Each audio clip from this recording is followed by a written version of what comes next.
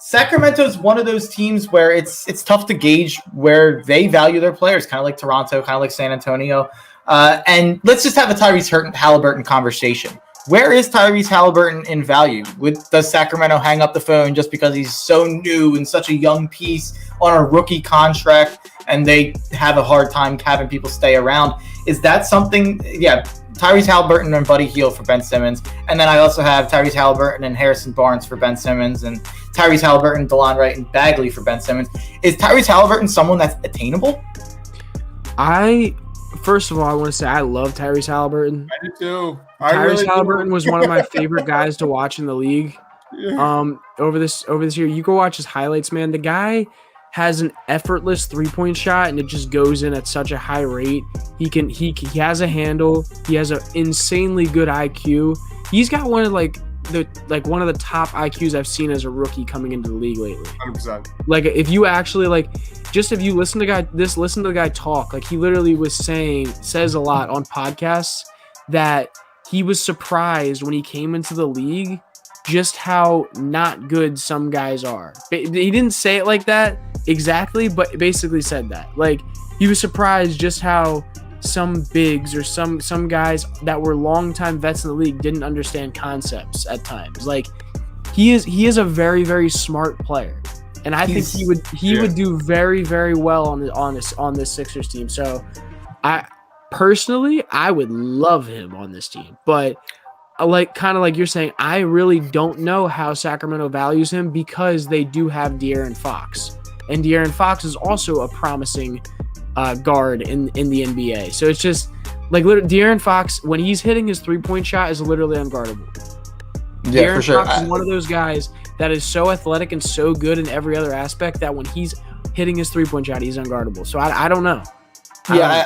People are going to comment like that would only want Fox for Ben. And I know Fox was on Dive's list from earlier. I just don't think that Sacramento's going to trade Fox, so I didn't put it on here. It's a wish list, guys.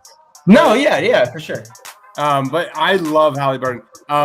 When we did this whole NBA draft process last year, this time, me, Tiago, Austin, we did like 60 scouting reports, and then when we were done with that, we did our top 10. Haliburton was my number one, and I love.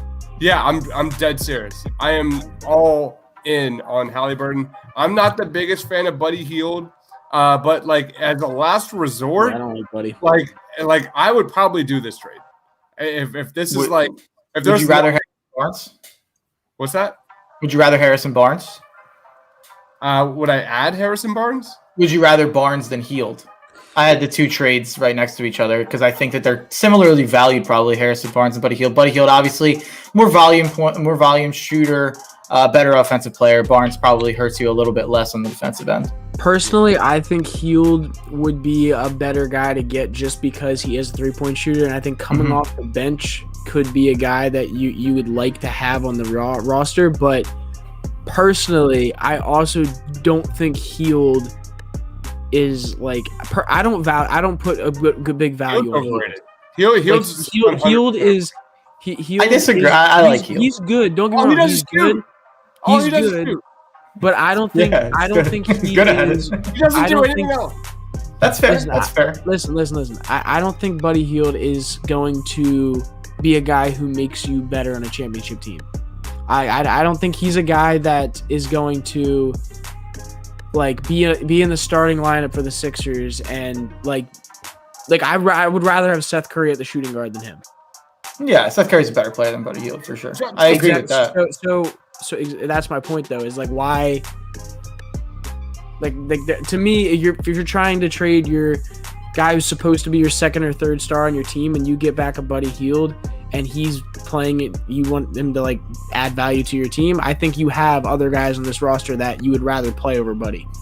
Personally, Buddy Hield is such an elite shooter in the NBA that he can get minutes on any team. Elite. He's an absolutely elite shooter in the NBA. Mark, you would have more drives to the basket than Buddy Hield in an NBA game. No, I get it. I get it. But the fact that he's shooting 39% and averaging near 20 a game when everyone how on many shots does he shoot to get to that percentage? he's shooting. He's never shot below 39% from three. Yeah, but how many shots is he shooting to get that percentage though? 14 last year. That's a lot. It's okay. He shot 39% from three. If you're gonna take 14 shots, make 10.2 of them be threes. I'm absolutely fine with that. I like 3-point shooting. Maybe that's a sickness that I've gotten while watching the Sixers over the last couple of years. But it seems like a guy like Buddy Hield. I get that Seth Curry's on the court. There's enough minutes for both of those guys, 100%. And with how good they are, I think they can play together. I feel here's my thought. It's been my thought about Buddy Hield for a while. When people are like, "Hey, we want to trade for him," I personally think that you need on the Sixers right now. You have a lot of guys who can shoot the three, and get to the paint. That's what you have a lot of.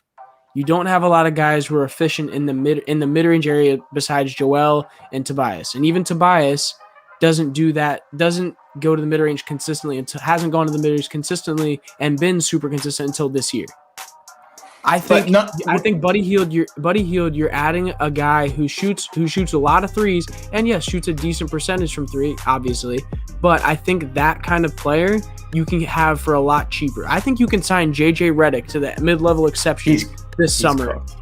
I'm not saying he's not cooked, but I'm saying he's a same kind of 3-point shooter that Buddy Hield is, not volume-wise, but percentage-wise. And I think you'd rather have that guy on a lower deal than have Buddy Hield for the next 2-3 years for $20+ million. I don't need that. It's fine. I definitely disagree that I don't think him and JJ Redick are you're not getting comparable. I know that you're saying at a less value. I get it.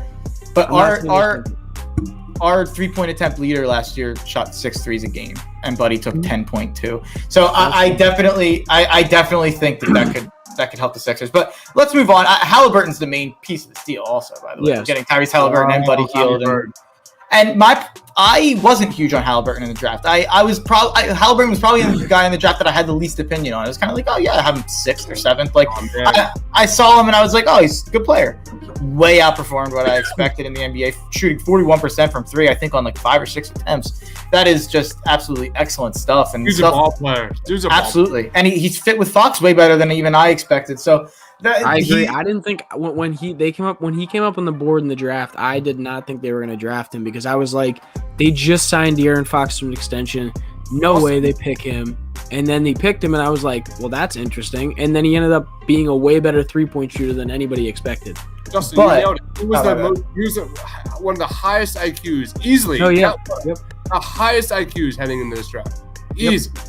I think my concern with Haliburton, I saw someone say, I'm not going to go find the comment, but I saw someone say it about his upside or if he's a star or not. And I don't know if Tyrese Haliburton has that ability to get to that superstar level. I think he really projects as Malcolm Brogdon. I don't know what their size is, but they're both such efficient, effective, smart players. I think that there's a lot of comparisons between Haliburton and Brogdon. Haliburton's just a younger version. Joel's the problem. That seems insane to me. But it's exactly the problem. It's not a Joel Embiid problem. Yeah. Joel Embiid's unbelievable. The people who are mad at Joel Embiid, it's whatever. I get he wasn't perfect, but